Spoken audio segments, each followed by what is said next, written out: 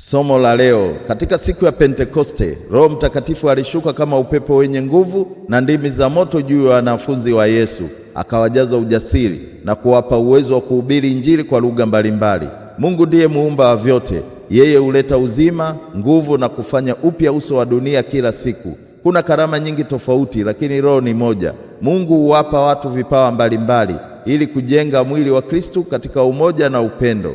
Baada ya kufufuka, Yesu aliwatokea wanafunzi wake na akawaambia, amani na iwe kwenu. Kisha akawapa Roho Mtakatifu ili wawe mashahidi wake kueneza msamaha wa dhambi. Tuombe pamoja. Ee Mungu Baba mwenye nguvu, tunakushukuru kwa zawadi ya Roho Mtakatifu. Jaza mioyo yetu kwa amani, hekima, upendo na ujasiri wa kutenda mema. Tujalie kutumia karama ulizotupa kwa umoja na kwa kulitukuza jina lako. Fanya maisha yetu yawe nuru kwa wengine na utuongoze kila siku katika kweli yako. Tunaomba kwa jina lako, amin. Leo ni siku na kesho ni siku. Mungu akubariki sana, amin.